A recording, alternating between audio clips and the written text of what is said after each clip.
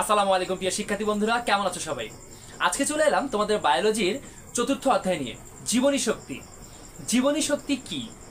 দেখো, জীবনী শক্তি জীবন পরিচালনার জন্য যেই শক্তির প্রয়োজন সেটাকে আমরা বলে থাকি জীবনী শক্তি। এখন এই শক্তি রসায়ন বা পদার্থের যে তোমরা শক্তির সংজ্ঞা পড়েছ সেটা কিন্তু এক নয়, এখানে হচ্ছে বিক্রিয়ার যে শক্তি। ঠিক আছে, সো এই ব্যাপারটা আমরা এখানে দেখব। আরেকটা ব্যাপার, আজকের ক্লাসে আমরা এই অধ্যায় শুধুমাত্র জীবনী শক্তি এবং সালোক সংশ্লেষণ নিয়ে আলোচনা করব, এবং এই অধ্যায়ের যে আরেকটি অংশ, গুরুত্বপূর্ণ একটি অংশ শোষণ, সেটি নিয়ে তোমাদের সঙ্গে পরবর্তী ক্লাসে আলোচনা হবে। তো চলো শুরু করা যাক। জীবনী শক্তি পড়তে গেলে আমরা প্রথমেই পড়ব এটিপি। এটিপি কি? Adenosine triphosphate. অ্যাডিনোসিন ট্রাইফসফেট, এটাকে আমরা বলে থাকি এটিপি। দেখো, এই জায়গায় আমাদের আরেকটা ব্যাপার জানতে হবে, সেটি হচ্ছে এডিপি এবং আরেকটা জিনিস এএমপি। সো এডিপি কি? এতে অ্যাডিনোসিন, পিতে ফসফেট, তাহলে বাকি থাকে কি? ট্রাই। তোমরা জানো ট্রাই শব্দের অর্থ তিন, তাহলে অ্যাডিনোসিনে যদি তিনটা ফসফেট থাকে সেটাকে আমরা বলবো হচ্ছে এটিপি। আর যদি অ্যাডিনোসিনে ডি দ্বারা এখানে আমরা বোঝাবো হচ্ছে ডাই, অর্থাৎ দুইটা। যদি অ্যাডিনোসিনে দুইটা ফসফেট থাকে সেটাকে আমরা বলবো হচ্ছে অ্যাডিনোসিন ডাইফসফেট, তার মানে অ্যাডিনোসিনে দুইটা ফসফেট রয়েছে। যদি অ্যাডিনোসিনে একটা ফসফেট থাকে তাহলে আমরা সেটা কি বলবো? মোনোফসফেট। ওকে, তো সেটাকে আমরা বলবো হচ্ছে এএমপি। ঠিক আছে, তো এই যে এটিপি, দেখো আমরা জানি শক্তি আমরা জুল দ্বারা প্রকাশ করি, কিলো জুল দ্বারা প্রকাশ করি। এখন জীবনের ক্ষেত্রে শক্তিকে আমরা প্রকাশ করি এটিপি দ্বারা। তার মানে এই যে জীবনী শক্তি, এর এক কথায় বলতে গেলে জীবনী শক্তির একক আমরা বলতে পারি এটিপি কে। ঠিক আছে, তো এই এটিপি এটা আবার কোথায় থাকে? দেখো, এটিপি তোমরা নিশ্চয়ই ডিএনএ আরএনএ এর নাম শুনেছো। ডিএনএ আরএনএ, ডিএনএ কোথায় থাকে? ডিএনএ থাকে হচ্ছে জিনে। ডিএনএ কোথায় থাকে? ডিএনএ থাকে হচ্ছে ক্রোমোজোমে। ক্রোমোজোম কোথায় থাকে? নিউক্লিয়াসে। নিউক্লিয়াস কোথায় থাকে? কোষে। তার মানে এই ডিএনএ কিন্তু আলটিমেটলি কোথায় থাকতেছে? কোষে, রাইট? তাহলে এই ডিএনএ থেকেই এটিপিটার উৎপন্ন হয়। কিভাবে হয় সেটা আমরা দেখাচ্ছি। দেখো, আমরা জানি ডিএনএটা কেমন? দ্বিসূত্রক, রাইট? এটাকে আমরা বলতে পারি ডিএনএ। আর আমরা যদি এরকম এক সূত্রক দেই, এটা হচ্ছে আরএনএ। এখন দেখো, যখন এই ডিএনএটাকে আমরা, এটা তো আমরা একটা ছোট আলাদা করে নিয়ে দেখছি, বাট আসলে কিন্তু এটা এভাবে থাকে না। এটা থাকে কিসের মতো? মালার মতো থাকে।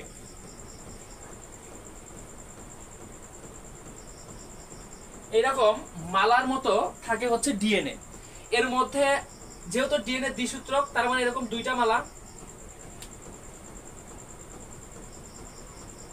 এখন দেখো, এই যে মালার মতো আমরা বলতেছি ডিএনএ, এই মালার গোল গোল অংশগুলোকে আমরা কি বলতে পারি? ধরে নাও এক একটা মুক্তার মালা তোমরা সবাই দেখছো। এখন এই গোল অংশগুলোকে কি বলা হয়? এই গোল অংশগুলোকে বলা হয় নিউক্লিওটাইড।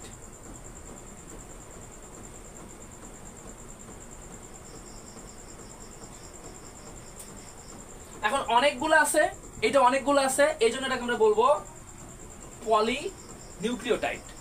ঠিক আছে, এখন দেখো, এই একটা নিউক্লিওটাইডের মধ্যে কি কি থাকে? একটা নিউক্লিওটাইডের মধ্যে আমরা দেখতে পাবো কার্বন শিকল, কার্বন বন্ধন দেখতে পাবো। আমরা দেখতে পাবো নাইট্রোজেন বেস,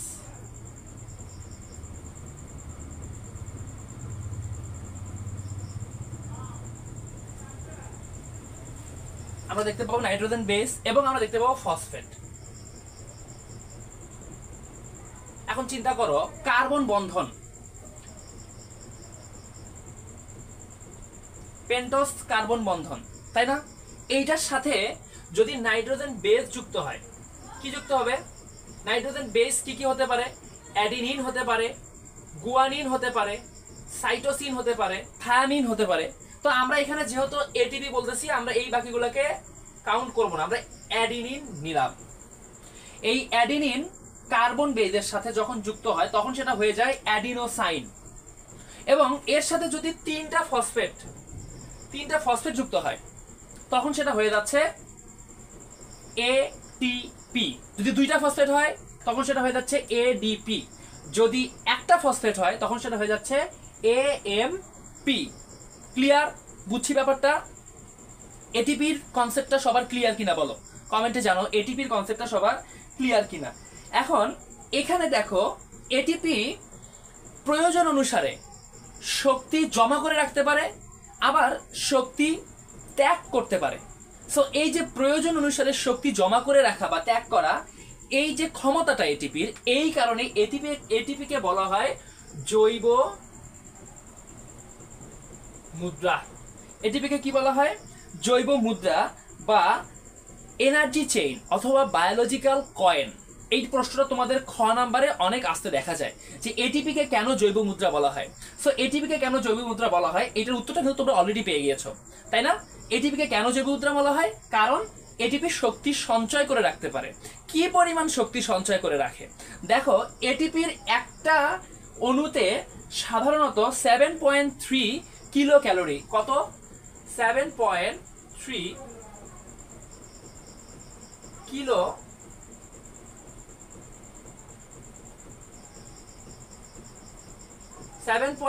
কিলো ক্যালোরি বা 33.55 কিলো জুল। এগুলো তোমাদের এমসিকিউতে আসবে। 33.55 কিলো জুল শক্তি থাকবে। এখন দেখো, ধরে নাও এটিপিতে কয়টা ফসফেট আছে? তিনটা থেকে এটা এডিপি হয়ে গেছে, তাহলে ও কত শক্তি হারায় ফেললো? এটা যদি আসে কত শক্তি হারায় ফেললো? 7.3 কিলো ক্যালোরি অথবা 33.55 কিলো জুল। 30.55 কিলো জুল, ঠিক আছে? সো দেখো, এই যে এটিপি থেকে এডিপি হয়ে গেল, ও শক্তি হারায় ফেললো, এটাকে আমরা বলবো ডিফসফোরাইলেশন। এই শব্দটার নাম আমরা বলবো ডিফসফোরাইলেশন। এখন এটিপি থেকে যদি এডিপিতে আসতে পারে, নিশ্চয়ই এডিপি থেকে এটিপিতেও আসতে পারবে। এডিপি মানে কি? দুইটা ফসফেট যখন অ্যাডিনোসাইন যখন দুইটা ফসফেট থেকে তিনটা ফসফেটে চলে আসে, এই যে ফসফেট বৃদ্ধি পেল, এটাকে আমরা বলবো ফসফোরাইলেশন। ক্লিয়ার? তো ফসফোরাইলেশন এবং ডিফসফোরাইলেশনের কনসেপ্টটাও নিশ্চয়ই ক্লিয়ার হয়ে গিয়েছে। এটিপির ক্ষেত্রে এটুকু জানলেই হবে। এবার আমরা জানবো সালোক সংশ্লেষণ, অথবা এটাকে আমরা বলবো হচ্ছে ইংরেজিতে ফটোসিনথেসিস। তো চলো শুরু করা যাক। সালোক সংশ্লেষণ। দেখো, এই যে আমরা মানুষ পৃথিবীতে বেঁচে আছি, আমাদের বাসায় কত প্রাণী? তোমাদের বাসায় নিশ্চয়ই বিড়াল আছে। কার কার বাসায় তোমরা বিড়াল পালো কমেন্টে জানাও। কুকুর পালো অনেকে, কুকুর আছে। মুরগি, হাঁস, যারা গ্রামে বাড়ি আছে হাঁস মুরগি তো সবাই পালে। গরু, ছাগল। তো এই যে কত জানা অজানা, নাম না জানা কত প্রাণী, ইভেন একদম সর্বোচ্চ স্তরে আমরা মানুষ। আমরা যে পৃথিবীতে বেঁচে আছি কিসের জন্য, কিসের ওপরে, এটা কি কখনো কল্পনা করেছি? আমাদের বেঁচে থাকার অনেকগুলো কারণের মধ্যে অন্যতম একটা প্রধান কারণ হচ্ছে এই সালোক সংশ্লেষণ। কিন্তু মজার ব্যাপার হচ্ছে এই সালোক সংশ্লেষণ কিন্তু কোনো প্রাণী তার শরীরে করতে পারে না, এটা হয় শুধুমাত্র উদ্ভিদের দেহে। তার মানে দেখো, প্রাণীর বেঁচে থাকার জন্য উদ্ভিদের কত গুরুত্বপূর্ণ এবং কত গভীর একটা সম্পর্ক রয়েছে। তবে মজার ব্যাপার কি জানো, উদ্ভিদ এই সালোক সংশ্লেষণ কিন্তু তোমাকে আমাকে, আমাদের প্রাণী জগৎকে টিকিয়ে রাখার জন্য করে না। ওরা এটা সংগঠন করে থাকে ওদের নিজেদের বেঁচে থাকার জন্য। কারণ উদ্ভিদের খাদ্য তৈরি হয় এই সালোক সংশ্লেষণ প্রক্রিয়ার মাধ্যমে। সালোক সংশ্লেষণ প্রক্রিয়া উদ্ভিদের একটি অবিচ্ছেদ্য এবং অবশ্যই সংগঠিত হয় এমন একটি প্রক্রিয়া। এই প্রক্রিয়াটি সূর্যের আলোর উপস্থিতিতে হয়ে থাকে। তো সালোক সংশ্লেষণের সংজ্ঞাটা যদি আমরা দাঁড় করাই তাহলে কি দাঁড়াবে? সবুজ উদ্ভিদ সূর্যের আলোতে পাতার মেসোফিল টিস্যুতে ক্লোরোফিলের উপস্থিতিতে, খনিজ লবণ এর উপস্থিতিতে কার্বন ডাই অক্সাইডের সাথে বিক্রিয়া করে যে শর্করা জাতীয় খাদ্য উৎপন্ন করে, সেই সম্পূর্ণ প্রক্রিয়াকে সালোক সংশ্লেষণ বলা হয়ে থাকে। আমি মুখে বললাম, তোমরা চাইলে ভিডিওটা পজ করে লিখে নিতে পারো। আর যদি চাও সম্পূর্ণ ক্লাসের লিখিত একটা লেকচার শিট তোমরা তোমাদের হাতে পেয়ে যেতে চাও, তাহলে কোনো কিছুই করতে হবে না, কোনো টাকা দিতে হবে না, কোনো রিড অ্যান্ড টিচ সম্পূর্ণ ফ্রি। এটার জন্য তোমাদের এখনই কোনো টাকা প্রদান করতে হচ্ছে না। তোমরা যেটা করবে, এই ভিডিওটাকে তোমাদের বন্ধুদের সাথে শেয়ার করে দিবে এবং রিড অ্যান্ড টিচের অফিসিয়াল যে গ্রুপ রয়েছে এই গ্রুপে তোমাদের বন্ধুদেরকে ইনভাইট করবে এবং সেটা তোমরা মেসেজ করে জানাবে রিড অ্যান্ড টিচের ইনবক্সে যে তোমরা ইনভাইট করেছো। তাহলে তোমাদেরকে ফ্রিতে এই চতুর্থ অধ্যায়ের সম্পূর্ণ লেকচার শিট প্রোভাইড করা হবে। তো যেটা বলছিলাম, সালোক সংশ্লেষণ। সালোক সংশ্লেষণ একটি খুবই গুরুত্বপূর্ণ ব্যাপার, তোমরা সেটা বুঝে গেছো নিশ্চয়ই এতক্ষণে। তো সালোক সংশ্লেষণে একটি বিক্রিয়া রয়েছে, এই বিক্রিয়াটা তোমাদের একটু জানতে হবে। আমি একটু আগে সংজ্ঞায় যেটা বললাম, সালোক সংশ্লেষণে কি হয়, কার্বন ডাইঅক্সাইড এবং পানি বিক্রিয়া করে। কার উপস্থিতিতে? আলো। এই যে সূর্য থেকে আলো আসছে, সূর্য থেকে আসা আলো ক্লোরোফিলের মধ্যে, পাতার ক্লোরোফিলে এই বিক্রিয়াটা সংঘটিত হয়, হয়ে এই যে শর্করা জাতীয় খাদ্য C6H12O6, এটি হচ্ছে গ্লুকোজ। এই যে গ্লুকোজটা,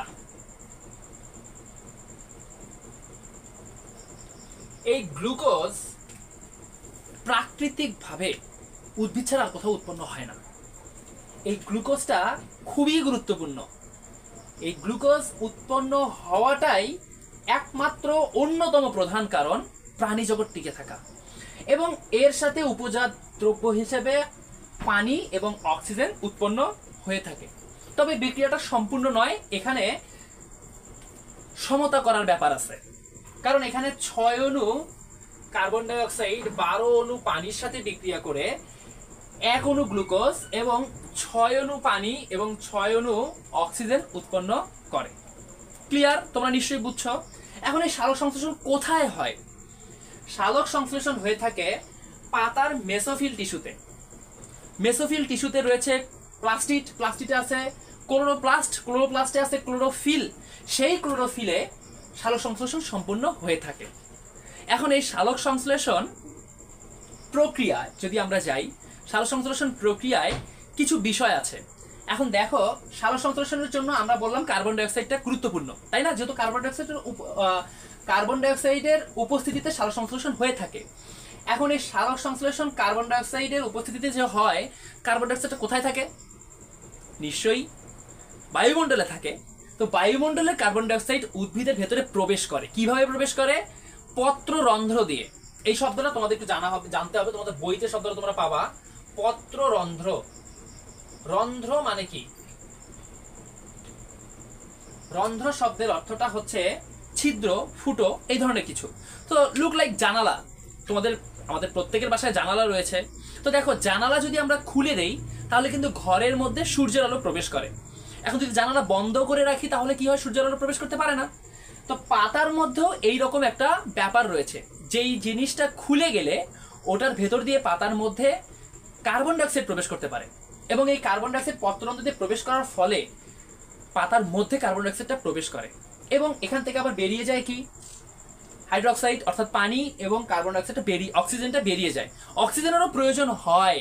সালোক সংশ্লেষণ ছাড়াও উদ্ভিদেরও অক্সিজেন প্রয়োজন পড়ে। কোথায়? আমরা শোষণে যে সেটা পড়বো। সো এখন এটা জেনে রাখো যে কার্বন ডাইঅক্সাইড এখানে খুব গুরুত্বপূর্ণ ব্যাপার। এখন দেখো, তোমরা বলতে পারো যে কিছু উদ্ভিদ তো এমন আছে যেটা পানির নিচে থাকে, ওটা তাহলে কার্বন ডাইঅক্সাইড কোথায় পায়?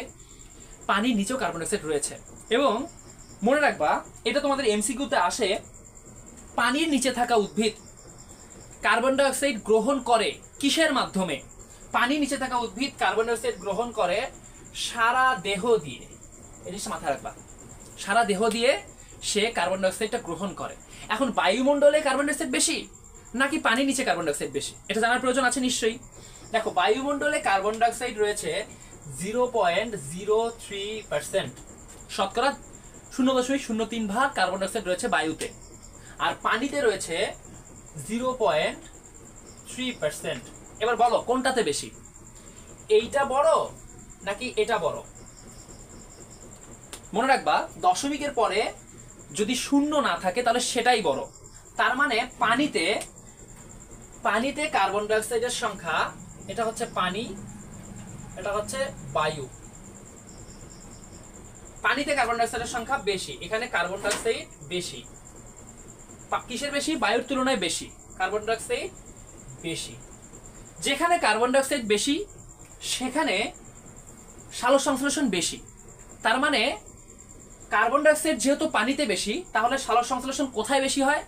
পানিতে সালোক সংশ্লেষণ বায়ুর তুলনায় বেশি হয়। ক্লিয়ার? এই পর্যন্ত বুঝছি? ওকে, এবার দেখো কার্বন ডাইঅক্সাইড সালোক সংশ্লেষণ দুইটি পর্যায়ে বিভক্ত। 1905 সালে ইংরেজ শারীরতত্ত্ববিদ ব্ল্যাকম্যান এই সালোক সংশ্লেষণকে দুইটা পর্যায়ে ভাগ করেন। এইটা তোমাদের একটু মুখস্থ রাখতে হবে। ভদ্রলোকের নাম হচ্ছে ব্ল্যাকম্যান।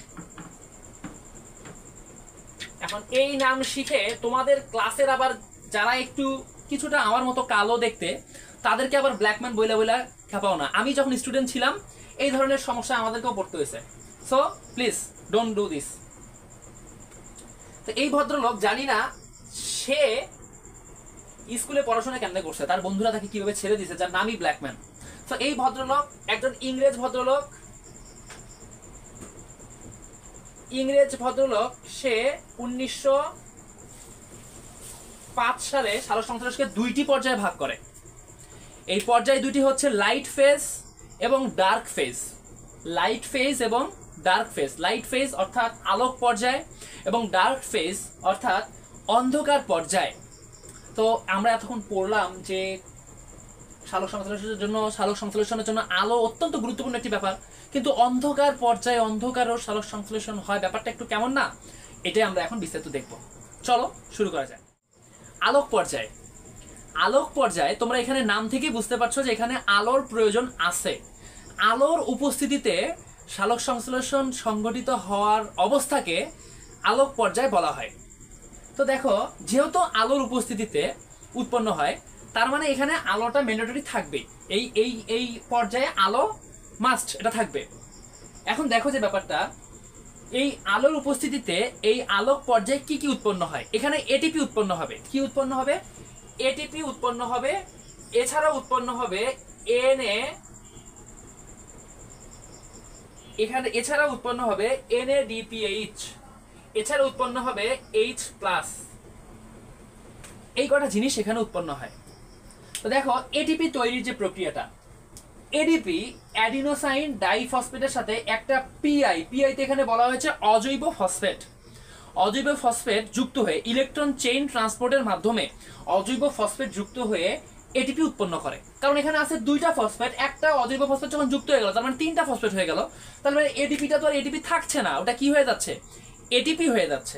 সো এই অ্যাডিনোসাইন ডাইফসফেটটা এখানে হয়ে যাচ্ছে অ্যাডিনোসাইন ট্রাইফসফেট। এছাড়াও এখানে আর কি কি উৎপন্ন হয়? NADH, NADPH এবং হাইড্রোজেন আয়ন।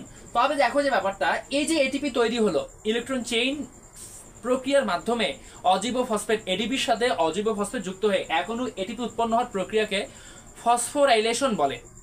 একটু মাথায় রাখবা, ফসফোরাইলেশন কাকে বলে? এটাকে বলা হয় ফটোফসফোরাইলেশন। ঠিক আছে? যেহেতু আলোর উপস্থিতিতে হচ্ছে, এই জন্য এটার নাম হচ্ছে ফটোফসফোরাইলেশন। এডিপি থেকে এটিপি উৎপন্ন হচ্ছে। কি হচ্ছে? ফসফোরাইলেশন হচ্ছে কিসের উপস্থিতিতে? আলোর উপস্থিতিতে। আলোকে আমরা কি বলি? ফোটন কণা। আলোর কোন কণা? ফোটন কণা। সেই ফোটন থেকে ফটো ফসফোরাইলেশন। তাহলে এই যে প্রক্রিয়াটা, এই প্রক্রিয়াটাকে আমরা কি বলবো? Photo phosphorylation.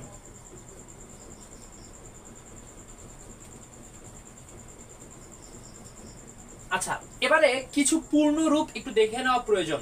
দেখো NAD, নিকোটিনামাইন adenine die. নিকোটিনামাইন adenine die phosphate. পিতে কি? ফসফেট। নিকোটিনামাইন adenine die phosphate. এখন দেখো এই NADPর সাথে যদি হাইড্রোজেন যুক্ত হয় কোনো কিছুর সাথে, তোমরা নিশ্চয়ই কেমিস্ট্রি থেকে এতদিন এটা শিখে গেছো, কোনো বিক্রিয়ায় হাইড্রোজেন যুক্ত হওয়া মানে কি? বিজারণ হওয়া, বিজারিত হওয়া। তখন এটার নাম হয়ে যাবে বিজারিত। যখন আমরা এই যে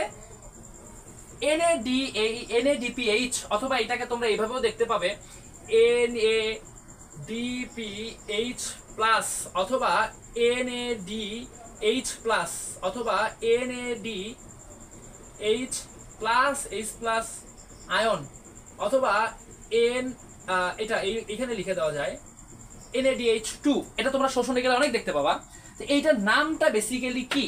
এটার নামটা হচ্ছে নিকোটিনামাইন ডাই ফসফেট। আর যখন হাইড্রোজেন যুক্ত হয়ে যাচ্ছে তখন বিজারিত হয়ে যাচ্ছে, এই জন্য এটাকে বলা হবে বিজারিত নিকোটিনামাইড ডাইফসফেট। আর FADPH টা খুব একটা দেখতে পাওয়া যায় না, FADH টা দেখতে পাওয়া যায়। এই FADH এর পূর্ণরূপটা হচ্ছে flavin adenine dinucleophosphate. Flavin adenine diphosphate. আর যখন H যুক্ত হয়ে যাচ্ছে তখন হবে কি বিজারিত ফ্লাভিন ডাইফসফেট। ক্লিয়ার? বুঝছি, থ্যাংক ইউ। এবার আমরা যাব আলোক নিরপেক্ষ পর্যায়। মোস্ট ইম্পর্টেন্ট থিংস এখান থেকে সৃজনশীল হয়, তো খুব গুরুত্ব সহকারে আলোক নিরপেক্ষ পর্যায়টি পর্যবেক্ষণ করো এবং খাতায় নোট করে নাও। আলোক নিরপেক্ষ পর্যায়, দেখো আলোক নিরপেক্ষ পর্যায়, এখানেও তোমরা নাম থেকেই বুঝতে পারছো যে এখানে আলোর অনুপস্থিতিতে বা আলোর খুব একটা এখানে প্রয়োজন নাই, এই অবস্থায় যেই সালোক সংশ্লেষণটা হয় সেটাই হচ্ছে আলোক নিরপেক্ষ পর্যায়। তবে এটা আলোর উপস্থিতিতেও হতে পারে। এখানে বেসিক্যালি কি হয় আমরা জানি, আলোক নির্ভর পর্যায়ে লাইট ফেজে এটিপি উৎপন্ন হয়েছে। তো লাইট ফেজের এটিপিটা আলোক নিরপেক্ষ পর্যায়ে এসে NADH এবং হাইড্রোজেন আয়নের সাথে যুক্ত হয়ে হাইড্রোজেন আয়নের সাথে বিভিন্নভাবে বিক্রিয়া করে এখানে কার্বোহাইড্রেট উৎপন্ন করে এবং এই জায়গাটাতে কার্বন ডাই অক্সাইড এর বিজারণ ঘটে। এই জায়গাটাতে কি হয়, কার্বন ডাই অক্সাইডের বিজারণ ঘটে এবং এই কার্বন ডাই অক্সাইড বিজারণের 3টি গতিপথ আবিষ্কার করা হয়েছে যেটা এই আলোক নিরপেক্ষ পর্যায়ে হয়ে থাকে। কার্বন ডাই অক্সাইড 3টা গতিপথের মাধ্যমে এখানে বিজারণ ঘটে। এই গতিপথ 3টাকে প্রথমটিকে বলা হচ্ছে ক্যালভিন চক্র, দ্বিতীয়টিকে বলা হচ্ছে হ্যাচ ও স্ল্যাক চক্র এবং 3 নাম্বারটাকে বলা হচ্ছে ক্রে-সুলেসিয়ান অ্যাসিড বিপাক। এই ক্রে-সুলেসিয়ান অ্যাসিড বিপাকটা তোমাদের এসএসসির আলোচনায় নাই, শুধু নামটুকু দেওয়া আছে। তো নামটুকু তোমরা পড়বা আর ব্যাখ্যা দেওয়া আছে এই দুইটার, তবু একদমই সামান্য। অর্থাৎ এই ক্যালভিন চক্র, হ্যাচ ও স্ল্যাক চক্র এগুলোকে নিয়ে একটা 1 ঘন্টা 1.5 ঘন্টার সম্পূর্ণ ক্লাস হয়ে যেতে পারে, যেখানে তোমাদের বইতে 1.5, 2, 2.5, 3 লাইনের মধ্যে এই ক্যালভিন চক্র, হ্যাচ ও স্ল্যাক চক্রকে আলোচনা করে শেষ করে দিয়েছে। তো এইটার বিস্তারিত আলোচনা তোমরা ইন্টারমিডিয়েটে গেলে পাবা। এখন যেটুকু না জানালেই নয়, না জানালে পাপ হবে, সেই জায়গাটুকু আমরা শুধু দেখব। চলো আমরা ক্যালভিন চক্র, হ্যাচ ও স্ল্যাক চক্র নিয়ে বিস্তারিত আলোচনা করে আসি। ক্যালভিন চক্র, বিজ্ঞানী ক্যালভিন ও ব্যাসাম এটা আবিষ্কার করে, এই জন্য এর নাম ক্যালভিন চক্র হয়েছে। তো ক্যালভিন চক্রের যে চক্রটা সেটা আমরা একটু দেখব। দেখো প্রথমেই আমরা এখানে দিতে পারি হচ্ছে রাইবুলোজ 1,5-বিসফসফেট, রাইবুলোজ 1,5-বিসফসফেট। এই রাইবুলোজ 1,5-বিসফসফেট এটা হচ্ছে 5 কার্বন বিশিষ্ট। কত? 5 কার্বন বিশিষ্ট। এইখান থেকে চক্রটা যখন উপরের দিকে যায়, উপরের দিকে যাওয়ার সময় বায়ুমণ্ডল থেকে একটি কার্বন এখানে যুক্ত হয়, বায়ুমণ্ডল থেকে একটি কার্বন ডাই অক্সাইড এখানে যুক্ত হয়। তাহলে কত কার্বন হয়ে গেল? এটা 6 কার্বন হয়ে গেল। তো 6 কার্বন হয়ে যাওয়ার পরে এখানে অস্থায়ী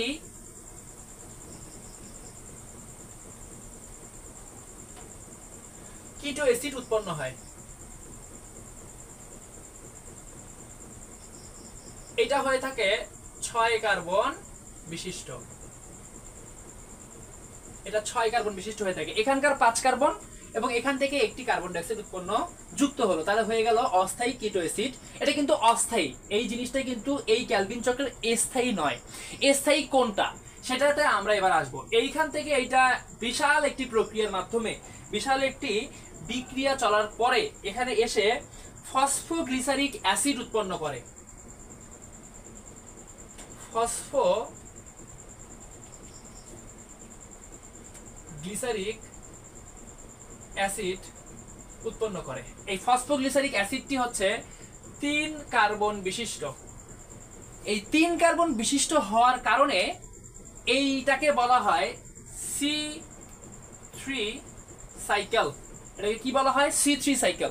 কারণ এই যে ফসফোগ্লিসারিক অ্যাসিড, এইটাই হচ্ছে এই চক্রের একমাত্র স্থায়ী উপাদান। যেহেতু স্থায়ী উপাদান, এই জন্য এর নাম অনুসারে এটার নাম হয়েছে C3 সাইকেল। ক্যালভিন চক্রকে কেন C3 সাইকেল বলা হয় এটা কিন্তু প্রশ্ন আসে। তো উত্তরটা কি হবে যে এখানকার স্থায়ী উপাদান হচ্ছে ফসফোগ্লিসারিক অ্যাসিড, যার কারণে ক্যালভিন চক্রকে C3 সাইকেল বলা হয়। এবং এই C3 সাইকেল এখানে দেখো 6টা কার্বন ছিল, এখানে এসে 3টা হয়েছে, তার মানে এখানে এটা 2 গুণ হয়, এটা 2টা থাকে। ঠিক আছে, এখান থেকে বিশাল একটি প্রক্রিয়ার মাধ্যমে এখানে উৎপন্ন হয় হচ্ছে ফসফোগ্লিসারিক অ্যাসিড, ফসফোগ্লিসারালডিহাইড। এই ফসফোগ্লিসারিক অ্যাসিডটা থেকে উৎপন্ন হয় কি? Phosphoglyceraldehyde.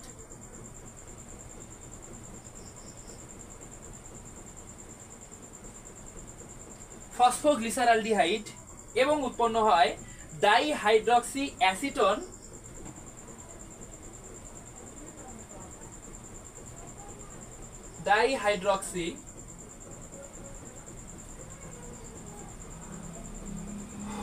Dihydroxy acetone phosphate, hydroxy acetone phosphate. এই যে এইটা উৎপন্ন হয়, এইটা 3 কার্বন বিশিষ্ট, এইটা 3 কার্বন বিশিষ্ট, এইটা 3 কার্বন বিশিষ্ট, তাহলে 6 কার্বন ঠিক থাকতেছে। এই জায়গা থেকে এইখানে উৎপন্ন হতে থাকে, এই জায়গা থেকে এখানে উৎপন্ন হতে থাকে আমাদের সবচেয়ে প্রয়োজনীয়, যেটার জন্য এত আকাঙ্ক্ষা, সেই গ্লুকোজ C6H12O6। এবং এখান থেকে আরেকটা মাধ্যমে এখানে উৎপন্ন হতে থাকে রাইবুলোজ ফসফেট,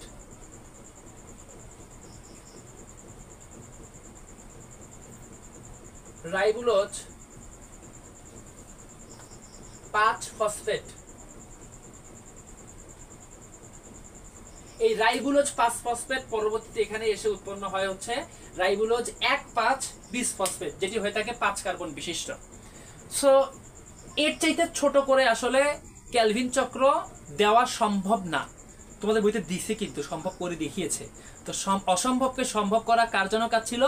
গ্রুপে লেখা তো মনে আছে? আমাদের নাম বলবো না, লাইভে চলে যাবে আবার। ওকে, সো এইটা হচ্ছে ক্যালভিন চক্র। এখানে সবচেয়ে বেশি যেটা গুরুত্বপূর্ণ মনে রাখতে হবে, স্থায়ী উপাদান কোনটা? ফসফোগ্লিসারিক অ্যাসিড স্থায়ী উপাদান। উৎপন্ন হচ্ছে কি? C6H12O6। এবং এইটাকে কেন C3 সাইকেল বলা হয়, এই জিনিসগুলো মনে রাখলেই দ্যাটস এনাফ। ক্লাস 9-10 এর জন্য, এসএসসির জন্য এটুকু করলেই হবে। এবার আমরা দেখব হ্যাচ ও স্ল্যাক চক্র। বিজ্ঞানী এমডি হ্যাচ ও সিআর স্ল্যাক 1966 সালে এই C3 সাইকেল যেটা ছিল, আমরা একটু আগে পড়লাম ক্যালভিন চক্র, এই C3 সাইকেলকে নিয়ে আরেকটু গবেষণা, আরেকটু চিন্তা ভাবনা করে দেখতে পেল যে না, কিছু কিছু উদ্ভিদ এমন আছে যাদের C3 সাইকেল হলেও আরো কিছু এক্সট্রা জিনিস দেখতে পাওয়া যায়। তারা সেই এক্সট্রা জিনিসটাকেই একটা নাম দিল নিজেদের নামে, সেটি হচ্ছে হ্যাচ ও স্ল্যাক চক্র। এই হ্যাচ ও স্ল্যাক চক্রের স্থায়ী উপাদান হচ্ছে 4 কার্বন বিশিষ্ট ফসফোগ্লিসারিক অ্যাসিড। এটা হচ্ছে কি? এটা হচ্ছে স্থায়ী। এই স্থায়ী উপাদান 4 কার্বন বিশিষ্ট ফসফোগ্লিসারিক অ্যাসিড জন্য এটাকে বলা হয় C4 সাইকেল। কি বলা হয়? C4 cycle. এবং তোমাদের যেটা এমসিকিউতে আসে যে নিচের কোন উদ্ভিদটিতে C4 সাইকেল সংঘটিত হয়, সেটার জন্য তোমরা জেনে রাখো ভুট্টা, আখ, মুথা ঘাস, নোটে গাছ। আমার কথাটি ফুরলো, নোটে গাছটি মুড়লো। নিশ্চয়ই তোমরা কার্টুনে দেখছো। কোন কার্টুন বলো তো? ঠাকুরমার ঝুলি। তোমাদের সময় কি ঠাকুরমার ঝুলি দেখা হয়? আমরা ছোটবেলায় প্রচুর দেখতাম। তো এই যে ভুট্টা, আখ, মুথা ঘাস, নটে গাছ, এগুলোতে C4 সাইকেল সংঘটিত হয়। একটু আগে কি বললাম? যেই উদ্ভিদগুলোতে C4 সাইকেল সংঘটিত হয় সে উদ্ভিদগুলোতে C3 সাইকেলও হয়ে থাকে। তো যেহেতু C3 সাইকেলও হয়, C4 সাইকেলও হয়, স্বাভাবিকভাবে সেই উদ্ভিদগুলোর কি হবে বলতো? প্রোডাক্টিভিটি বেশি হবে। সরি, এই উদ্ভিদগুলোর প্রোডাক্টিভিটি বেশি। তো C3 সাইকেলের উদ্ভিদের চাইতে C4 সাইকেলের উদ্ভিদের প্রোডাক্টিভিটি বেশি হয়ে থাকে। সো এইটা ছিল আমাদের আলোক পর্যায় ও আলোক নিরপেক্ষ পর্যায়ের আলোচনা। এবার আমরা সালোক সংশ্লেষণের কিছু প্রভাবক এবং গুরুত্ব এগুলো সম্পর্কে আলোচনা করব। তো চলো দেখে নেই। প্রভাবক কি? প্রভাবক মানে কোনো কিছুর উপরে প্রভাব বিস্তার করা। তুমি ফুটবল খেলতেছো, তো ফুটবল খেলার সময় মাঠে যদি অনেক ঘাস থাকে, স্বাভাবিকভাবে খেলাটা খুব সুন্দর হবে। এখন ঘাস যদি প্রচুর লম্বা হয়, পা ডেবে যাচ্ছে ঘাসের মধ্যে, পা দেখা যাচ্ছে না, তাহলে ওই ঘাস আবার কিন্তু ঝামেলা করবে। আবার যদি মাঠে পানি থাকে, বৃষ্টির পরে খেলতে গেছো, কাদা হয়ে আছে, নিশ্চয়ই এটা কি করবে, খেলার মধ্যে একটা ঝামেলা সৃষ্টি করবে। তাহলে তোমার কাজ হচ্ছে ফুটবল খেলা, তোমার খেলাটাকে ভালো করে দিল ঘাস, তোমার খেলাটাকে খারাপ করে দিল লম্বা ঘাস, তোমার খেলাটাকে কষ্টদায়ক করে দিল হচ্ছে বৃষ্টির পানি কাদা। তাহলে এই যে খেলার ওপরে প্রভাব বিস্তার করলো ঘাস, লম্বা ঘাস, বৃষ্টির পানি কাদা, এগুলোকে আমরা বলছি ফুটবল খেলায় প্রভাবক, যারা প্রভাব বিস্তার করেছে। এখন এই প্রভাবক সালোক সংশ্লেষণের ক্ষেত্রেও আছে। সালোক সংশ্লেষণের প্রভাবক কি? সালোক সংশ্লেষণের প্রভাবককে আমরা দুই ভাগে আলাদা করব। একটা হচ্ছে বাহ্যিক প্রভাবক, একটা হচ্ছে অভ্যন্তরীণ প্রভাবক। বাহ্যিক প্রভাবকটা কি? বাইরের প্রভাবককে আমরা বলতেছি বাহ্যিক প্রভাবক, অর্থাৎ যেটা বাইরে থেকে, সালোক সংশ্লেষণের ভেতরে নয়, বাইরে থেকে সালোক সংশ্লেষণের ওপরে প্রভাব বিস্তার করে।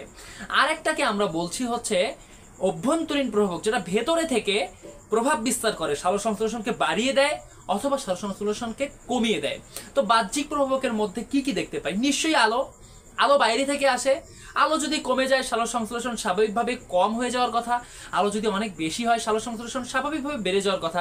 এছাড়া রয়েছে কি বলো, সালোক সংশ্লেষণের পরে রয়েছে, আলোর পরে রয়েছে carbon die oxide. Carbon die oxide যদি বাইরে থেকে প্রবেশ না করে সালোক সংশ্লেষণ হবে না। কার্বন ডাই অক্সাইড যদি ভালোভাবে প্রবেশ করে, কার্বন ডাই অক্সাইড প্রবেশ করার ফলে সালোক সংশ্লেষণটাও ভালোভাবে হবে। এছাড়া আরো বাহ্যিক প্রভাবকের মধ্যে রয়েছে তাপমাত্রা, রয়েছে আর্দ্রতা, এই ব্যাপারগুলো রয়েছে। আর অভ্যন্তরীণ প্রভাবকের মধ্যে যদি আমরা যাই, সেক্ষেত্রে পাতার বয়স। পাতা যদি খুব কম বয়সী হয়ে থাকে, কচি পাতা হয়ে থাকে, যদি বৃদ্ধ পাতা হয়ে থাকে, তাহলে কিন্তু সালোক সংশ্লেষণ ভালো মতো হবে না। সাধারণত মধ্যবয়সী পাতায়, এই কথাটা খুব গুরুত্বপূর্ণ, মধ্যবয়সী পাতায় সালোক সংশ্লেষণ বেশি হয়ে থাকে। তাপমাত্রার ক্ষেত্রে একটা কথা বলতে ভুলে গিয়েছি, তাপমাত্রা সাধারণত 25 ডিগ্রি থেকে বা 22 ডিগ্রি থেকে সাধারণত 45 ডিগ্রি সেলসিয়াস তাপমাত্রার মধ্যে সালোক সংশ্লেষণ ভালো হয়। যদি এর বাইরে চলে যায়, তাহলে কিন্তু যদি 45 ডিগ্রি ছাড়িয়ে যায় বা 22 ডিগ্রির নিচে চলে আসে, তাহলে সালোক সংশ্লেষণ খুব একটা হয় না। এই জন্যই আমরা একদম অতিরিক্ত গরমে মরুভূমি এলাকায় খুব একটা উদ্ভিদ দেখতে পাই না, আবার মেরু অঞ্চলে বরফের জায়গাতেও খুব একটা উদ্ভিদ দেখতে পাওয়া যায় না। এর কারণ হচ্ছে তাপমাত্রা, যেটা সালোক সংশ্লেষণের প্রভাবক হিসেবে কাজ করে। সো এগুলোই ছিল সালোক সংশ্লেষণের প্রভাবক। এই প্রভাবকগুলোর কারণে সালোক সংশ্লেষণ কমে যায় আবার বৃদ্ধি পায়। এবারে আমরা আলোচনা করব আজকের ক্লাসের শেষ টপিক, সেটি হচ্ছে সালোক সংশ্লেষণের গুরুত্ব। আমার মনে হয় সালোক সংশ্লেষণের গুরুত্ব সম্পর্কে আমরা এন্টায়ার ক্লাস জুড়ে আলোচনা করে ফেলেছি। তবুও যদি একটু সাম আপ করি, সালোক সংশ্লেষণ গুরুত্ব এটা আসলে বলে শেষ করা সম্ভব না। দেখো, সালোক সংশ্লেষণ পৃথিবীতে এতটাই গুরুত্বপূর্ণ একটি কাজ, যেটা না হলে পৃথিবীতে প্রাণের অস্তিত্ব কল্পনা করা যেত না। পৃথিবীতে প্রাণের অস্তিত্বের জন্য সালোক সংশ্লেষণ খুবই গুরুত্বপূর্ণ একটি কাজ। উদ্ভিদ টিকে থাকার জন্য সালোক সংশ্লেষণের গুরুত্ব রয়েছে, গ্লুকোজ উৎপাদনের জন্য সালোক সংশ্লেষণের প্রয়োজন রয়েছে। সালোক সংশ্লেষণের কারণে পুরো আমাদের যে প্রাণী জগতের যে সার্কুলেশন, যে সিস্টেম, এই সম্পূর্ণটি টিকে রয়েছে। তো এই গুরুত্বটাও তোমরা খুব সুন্দর করে একদম স্টেপ আকারে লেখা লেকচার শিট তোমরা পেয়ে যাবে রিড অ্যান্ড টিচে। কমেন্ট করো, তোমরা শেয়ার করে দাও এবং বন্ধু বান্ধবকে গ্রুপে ইনভাইট করো। তাহলে এই কয়টা কাজ করে যদি তোমরা ইনবক্সে জানাও যে your work done, then our people, our teacher, তোমাদের ভাইয়া আপুরা তোমাদেরকে এই ক্লাসের সম্পূর্ণ লেকচার শিটটা পাঠিয়ে দিবে। দেখা হচ্ছে তোমাদের সাথে সামনের ক্লাসে। সেই পর্যন্ত তোমরা এই আলোচনাগুলোকে খুব ভালো করে আত্মস্থ করে নাও। সবাই সুস্থ থাকো, ভালো থাকো। আসসালামু আলাইকুম।